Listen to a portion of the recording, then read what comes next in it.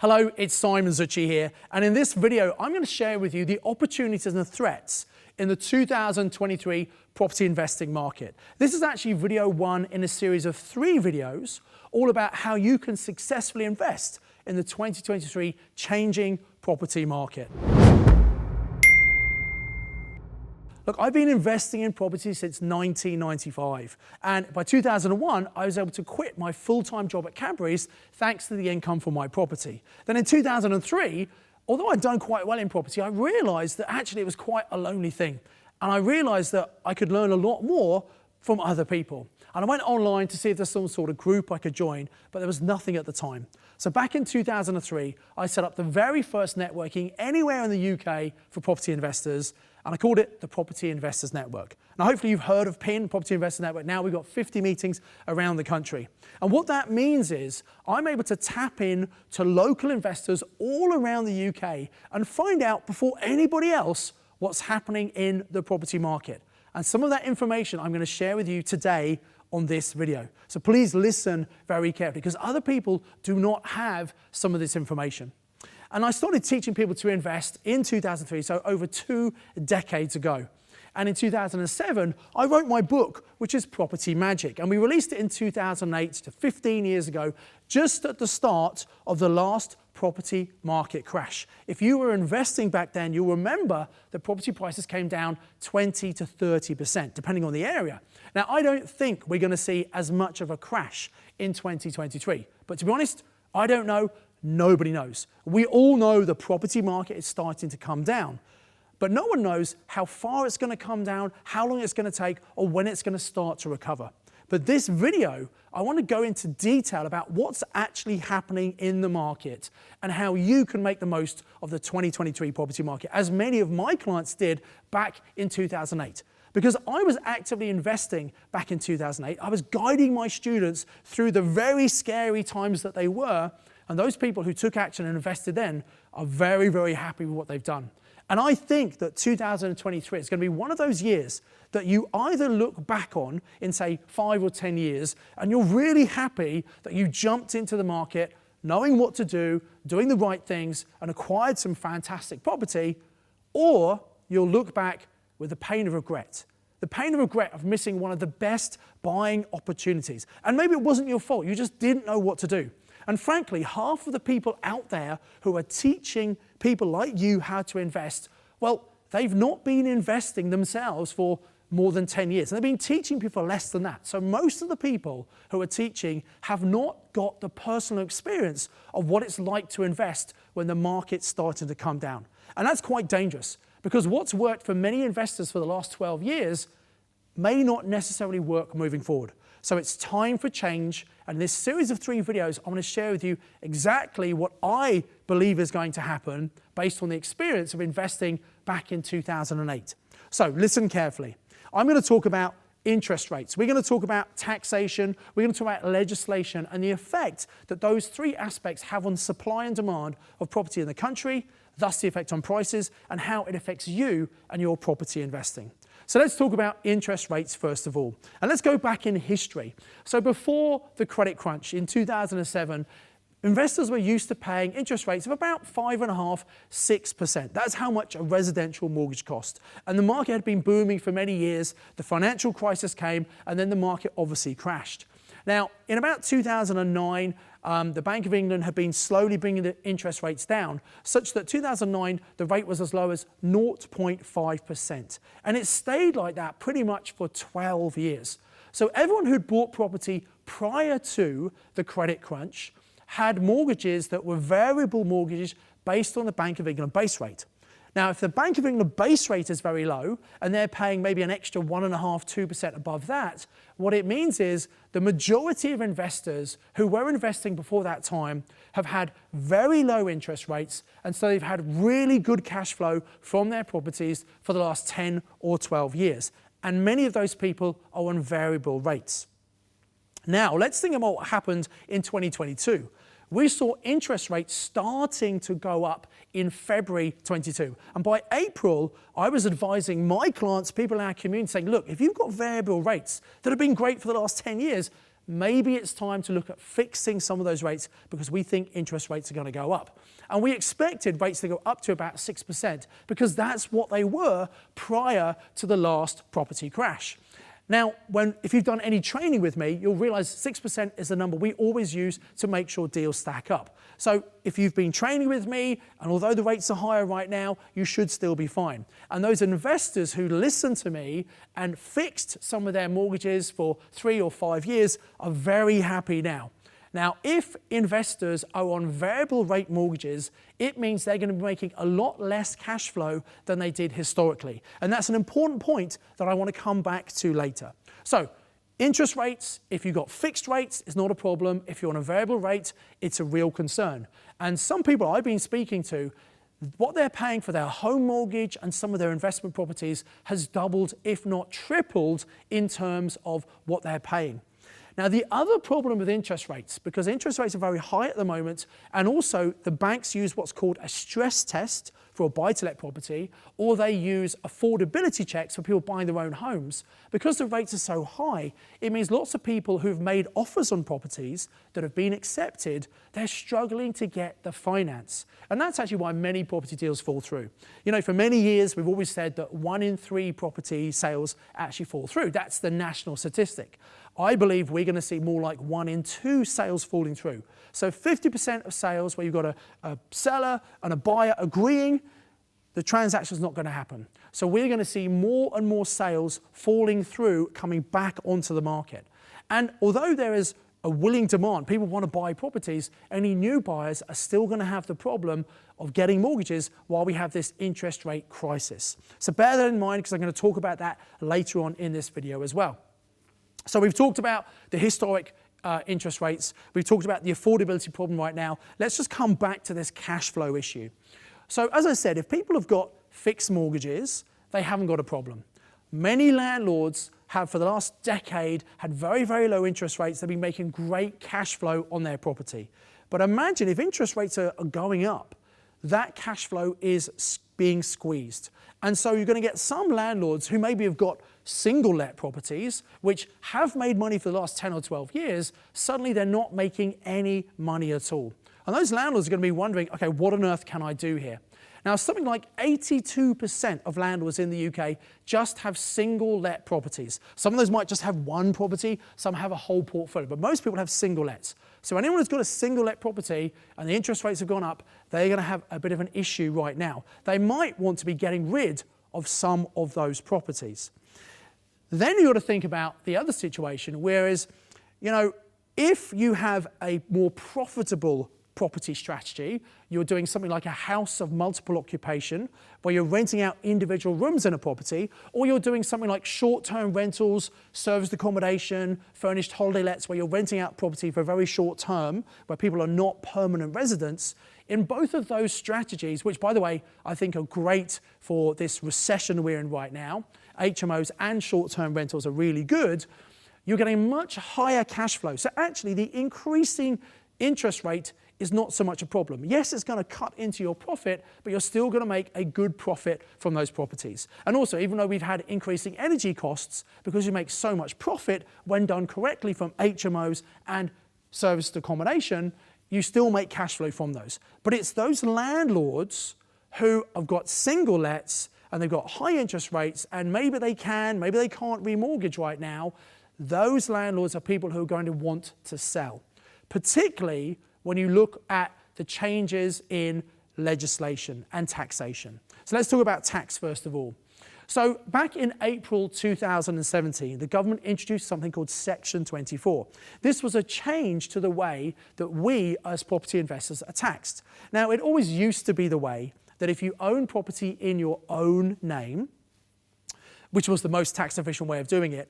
And if you had a mortgage, which most people do, some people buy cash. And in fact, in the UK, about 25% of properties are what we call unencumbered. So there's no mortgages on about 25% of property. But most people who buy a home, they get a mortgage. Most people who get an investment, they get a mortgage because it means their deposit can go further and buy more properties. So most people used to buy in their own name, they used to get mortgages. And if you are a higher rate taxpayer, which not all property investors are, but many are. People might have a good job, they put some of that extra cash into property, or they have a profitable business, they take some of their profits and put that into property so their money is working for them instead of having to work for money.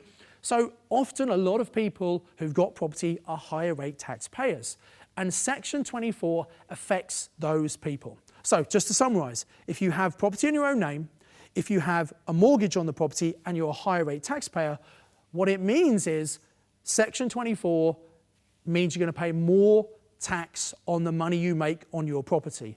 However, I said on the money you make, but the scenario is that if you have increasing interest costs, which due to Section 24, you cannot offset against your rental income to reduce your tax, there could be a scenario, what I call the double whammy, of where interest rates have gone up, which means landlords are making very little cash flow, but on paper, they're actually making a profit. So the taxman, HMRC, is going to want to get some tax at the end of each tax year for that property, which didn't actually give any cash flow, but on paper has made a profit. So this is the double whammy. And so hopefully you can see why many landlords over the last couple of years have been moving to a limited company or limited partnership in which you can offset all of the interest against your rental income. So in other words, if you have property in a company, Section 24 at the moment is not a problem. Now, lots of people, although aware of Section 24, they didn't really do anything about it because interest rates were so low, they wanted to hold on to those low mortgages. You know, if you put properties into a company, typically you have to remortgage the property because you are no longer the owner, the company is now the owner. And so because of the low interest rates, people didn't make that move. Because interest rates have now gone up, particularly this year, well, actually, there are lots of landlords who are now thinking, either I need to move into a company or actually maybe I should just dispose of some of my properties. Now, if you think about it, in any industry, there's always people coming into the industry and there's always people leaving the industry who are retiring. But we are seeing more and more landlords than ever before wanting to get out of the game. And that's for a number of reasons. As I've just said, they're not making the cash flow they used to make. Also, the last 12 years, they've had phenomenal capital growth. So many people are sitting on a load of equity and they think, you know what, maybe I should just sell, pay my capital gains tax and go and do something else with the money. So that's what we're seeing at a very grassroots level at all of the PIN meetings around the UK. And a lot of the industry people I'm speaking to who work with lots of letting agents, they're saying the same thing. More and more landlords are looking to sell up. So what does that actually mean? Well, a couple of things. If there's less rental property available because landlords are selling up, and some of those will be sold to other investors, some will be sold to homeowners, it means that there's less rental stock available, so demand for property and rents are probably going to go up. So that's good if you're staying in the game. But the biggest thing you need to be aware of, with all these landlords coming onto the market and with the difficulty of getting mortgages right now, I think we're going to see an oversupply of property. And although in the UK there is this very strong underlying demand for accommodation, because frankly, we just don't have enough accommodation. The government predicts we need 300,000 homes every year, and we're only making about 200,000, so there's not enough supply. That's why in the UK, generally property prices go up. But of course, in any market, the prices go up and they come down, which is what's happening right now in 2023. Now, how long is this going to last? Well, I don't know. Nobody knows. I've heard people say they're going to sit by the sidelines and wait for a couple of years until the property market hits the bottom. And when it hits the bottom, then they're going to jump back in. Well, in theory, that's a good idea, right? That's a concept from the stock market. You know, you sell high, you buy low. But in practical application, it's very hard to do in property because no one knows when it's really going to hit the bottom. And I want you to think about this. When prices are coming down, sellers are far more motivated to get rid of their property before it comes down too much. Once everybody knows that the prices have hit the bottom, what happens then? Well, prices obviously start to come back because we have this underlying demand. But when everybody believes prices are going to start to go up, I mean the media, the general public, and obviously sellers are going to hold on to their property with the hope and expectation that someone's going to come and pay more for their property, so they're less likely to negotiate a discounted deal. So if you're looking to buy property at a discount, this year, 2023, is going to be an incredible opportunity for you. Now, I know sometimes people worry, they say, well, if I buy something now, is there a chance it could be worth less in 12 months' time? Well, yes, that is a possibility. Does that mean you've lost money? No, not unless you have to sell that property. And if you follow the golden rules that I talk about in Property Magic, that I wrote at the end of 2007, just before the book was published in 2008, if you follow those golden rules, then you can minimize the risks. And very quickly, to refresh your memory, golden rule number 1 is we want to work with motivated sellers. Well, here's the thing. Over the last couple of years, it's been a booming market, and it's been a seller's market. Sellers can put their property on the market. They get people offering over what they're asking. It's been a crazy, crazy time to invest. But now that the market started to turn, now that the market is coming down, we're going into a buyer's market. There are more sellers than there are buyers. Because, you know, I said there were always people coming in to a market and people always exiting a market. Well, because of the uncertainty, many amateur investors, they don't know what to do. They're paralyzed with fear. They're just waiting. So there are less amateurs coming in. There are more experienced people leaving. So there's an increased supply and there's a reduced demand. Thus, prices are going to continue to fall. Now, I don't know how much they're going to fall. I've heard some people saying they expect prices to fall as much or even more than they did back in 2008, maybe 35%. I personally cannot see that happening. I think we're going to see a 10 to 15% fall in prices because we're going to see a correction maybe to pre-COVID prices. I think that's what's going to happen. Then I think prices are going to come up. So I think for the next year or maybe 2, and this is a guesstimate, the next year or 2 we might see prices come down, but then they will start to recover. And I think 5 years from now, prices will probably be higher than they are right now just because of the huge demand for accommodation here in the UK. But that's a guess, who knows? But if you follow the golden rules, number 1, buy from motivated sellers, and there are more this year than ever before. Number 2, we buy in an area of strong rental demand. So we know we can quickly and easily rent this out. And as I've said, less landlords renting, higher demand.